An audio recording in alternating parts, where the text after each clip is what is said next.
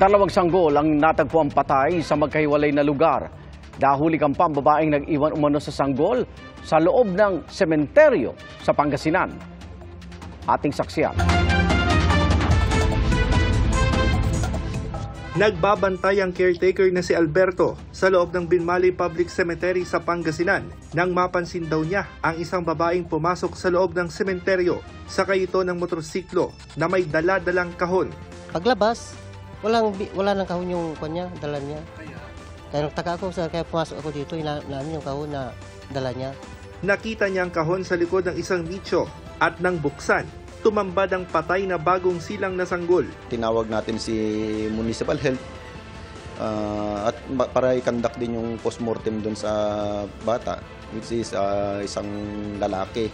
More than 24 hours na siya na namatay yung bata. Sa CCTV footage na kuha sa Barangay Poblasyon, kung saan naroon ang sementeryo, makikita ang isang babaeng nakamotorsiklo. Kinumpirma ni Alberto na yun din ang nakita niyang nag-iwan umano sa patay na sanggol. Iniimbestigan na ito ng pulisya para mapanagot ang nag-iwan sa sanggol na inilibing na sa sementeryo. Isang patay na sanggol na tangay raw ng aso ang natagpuan sa likod ng boarding house sa Trinidad, Bohol. Ayon sa mga otoridad, isang estudyante ang nakakita sa sanggol. Iniimbestigan na ng pulisya at local officials ang insidente para matukoy ang mga magulang ng sanggol. Agad namang inilibing ang sanggol na nasa state of decomposition na. Para sa GMA Integrated News, Russell Simorio ng GMA Regional TV 1 North Central Luzon, ang inyong saksi. Patay isang lalaki matapos masaksak sa rambol sa General Santos City. Napuruhan ang biktima sa dibdib at sa leeg. Ayon sa mga pulis, napasugod ang biktima sa rambol nang masangkot ang grupong kanyang kinabibilangan. Nang magtakbuhan ang masangkot sa gulo, bigla na lang siyang natumba. Nasaksak na pala noon ang biktima. Isa sa mga tinitingnan anggulo ng pulisya ang kompetisyon sa pagitan ng mga grupo ng parking boy sa lugar. Iniimbestigahan pa kung sino ang sumaksak sa biktima.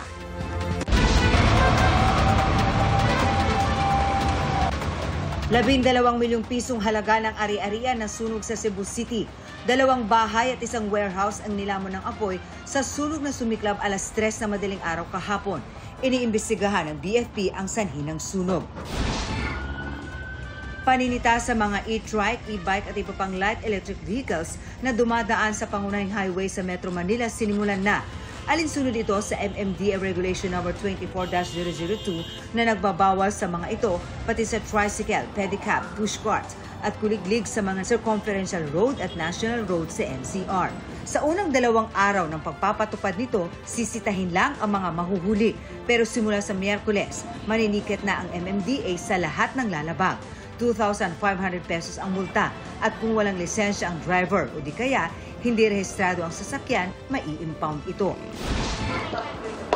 Paghahain ng income tax return o ITR hanggang ngayong araw na lang. Pero ayon sa BIR, pwede naman humabol ang ilan sa pamamagitan ng online filing hanggang alas 12 ng hating gabi. Batay naman sa tala ng BIR, 95% ang nag-file online. Mahigit 3 trilyong piso ang target na makolektang buwis ng BIR ngayong taon. Mas mataas ito kung ikukumpara ng 2023 na 2.6 trilyon. Para sa GMA Integrated News, Marisol Abduraman, ang inyong saksi. Inabutan ng gabi ang protesta ng mga grupong tutol sa PUV Modernization Program. Mahigit 2 linggo bago ang deadline ng consolidation. Kasabay raw ng kanilang tigil pasada ang walang tigil nilang pangungulit sa gobyerno na pakinggan ang kanilang mga panawagan. Saksi live si EJ Gomez. EJ. Igan, sa mga oras na ito, kasalukuyang ginaganap ang vigil ng ilang transport groups dito sa Mabuhay Rotonda sa Quezon City. Parte yan ng unang araw ng 2 araw na tigil pasada ng grupong Piston at Manibela. Pasado alas 5 nang magsimula ang vigil ng grupong Piston at Manibela kasunod ng isinagawa nilang tigil pasada kaninang umaga. Ayon kay Manibela President Marval Buena, nasa 8,000 ang mga tsuper at operator na nagtipon-tipon para iprotesta ang consolidation sa ilalim ng PUV Modernization Program. Kung hindi ito successful, hindi siguro kami lalatagan ng 6,000 na kapulisan ng NCRPO Nakita naman natin yung harassment paglabas pa lang namin ng UP. Kung successful siya, kung bakit nandito sa likuran natin ng kapulisan, ibig sabihin ang pamahalaan ay nag-iisip na rin na ito palang gagawin namin, itong kanilang ginawa din para sa amin, malaking epekto sa ating transport sector. Sa protesta kaninang umaga, nagkagirian ang pulis at mga transport group. May sagutan. Ang mga grupo nagpumilit lumagpas sa police line. Sa isang punto, inuga pa ng mga nagprotesta ang isang police mobile. Ang mga commuter naman sa Philcoa sa Quezon City kaninang umaga, pumila at nag-abang ng mga jeepney sa katirika ng araw. Mahirap, sir. Mahirap po. Dahil, mukhang ano ba? Maraming tao. Bagamat may mga jeepney pa rin pumasada, hindi pa rin daw sila sasali sa consolidation ng mga traditional na jeepney. Mas mahirap pa sa biyahe, talong hindi kami kikita. Kasi hindi rin naman kami maabot sa gusto nilang kota. Ayon sa gobyerno, pinakahuli na ang April 30 deadline para sa consolidation at hindi na pwedeng i-extend. Giit naman ng mga tsuper na nagpoprotesta, may prangkisa silang tanging kongreso lang ang maaaring bumawi. Kaya tuloy ang biyahe sa May 1 kahit hindi sila consolidated. Yung panguhuli na ititigil ang operasyon namin, doon kami hindi papayag. We will give them a show cause para naman po maisaad po nila ang dahilan nila kung bakit po sila hindi sumama sa programa ng gobyerno. But on the first day po, pag wala po silang mga maipakitang consolidation papers na in-issue po ng LTFRB, we can immediately apprehend them. Nasabi rin sa batas na the LTFRB can prescribe ways to exercise a franchise. Igan kasabay naman ng protesta at vigil dito sa Mabuhay Rotonda ang masusi at mahigpit na monitoring ng pulisya para mapanatili ang kaayusan at ang maayos na daloy ng trapiko dito. Walang sinabi ang grupong Piston at Manibela kung hanggang anong oras sila mananatili dito ngayong gabi, pero asahan daw ang mas pinalakas nilang puwersa bukas sa ikalawang araw ng kanilang tigil pasada para iprotesta ang consolidation ng PUV Modernization Program. Mula rito sa Quezon City, para sa GMA Integrated News, EJ Gomez ang inyong saksi. Dinakip ng kanyang mga kabaro ang isang miyembro ng PNP Highway Patrol Group na sangkot umano sa pangingikil. Saksi, si Emil Sumangil.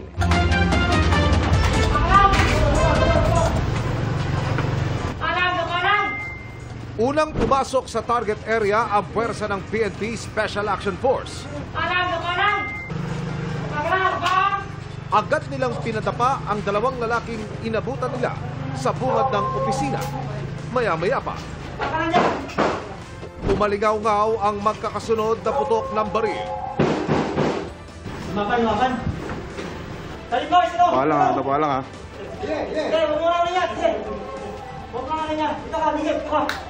Pinaputokan daw ang pumapasok na puwersa ng PNP SAF. Ang kumukuha ng video, pinagkubli sa likod ng pader. Ang nagpaputok naman, lumundag daw sa bintana.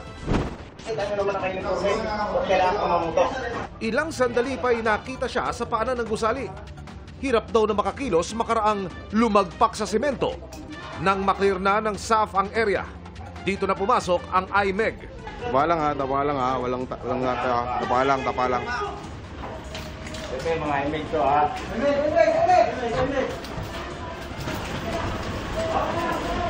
Sinalakay ng IMEG ang regional office na ito ng PNP Highway Patrol Group sa Cotabato City. Makaraang ireklamo ng robbery extortion ng isang pulis na naka-assign dito na may ranggong Executive Master Sergeant. Siya yung lalaking nasa bungad ng opisina na unang pinadapa ng PNP SAF.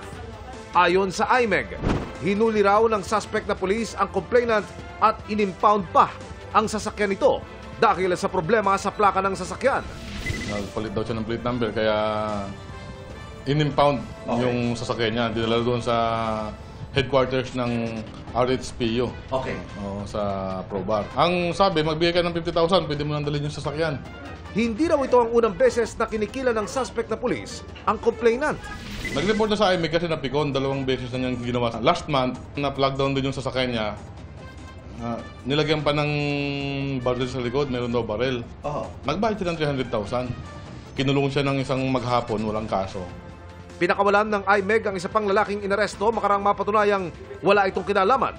Ang isa pang pulis na nagpaputok ng baril, under investigation. Nagulat siya bakit may mga armadong pumapasok. Nagpaputok siya, mabuti walang tinamaan. Nung pinutukan siya, tumalon, kaya wounded siya, nasa ospital siya ngayon. Kanina, sinampakan na ng reklamong robbery extortion ang inirereklamong pulis na patuloy naming sinusubok na makuna ng panig. Notorious na to noong last year pa na siya involved sa pagbenta ng mga recovered na sasakyan. Pwede siya makulong ng 12 years hanggang 20 years. Grave offense yan. Pwede siya ma-dismiss sa kaso na yan. Paalala ng IMEG sa sino mang mahuhuli sa anumang kaso o traffic violation, hindi dapat manghingi ng pera ang sinumang alagad ng batas. Para sa GMA Integrated News, Emil Sumangil, ang inyong saksi. Mga kapuso, sama-sama tayong maging saksi. Mag-subscribe sa GMA Integrated News sa YouTube at para sa mga kapuso abroad, samahan niyo kami sa GMA Pinoy TV at sa www.gmanews.tv.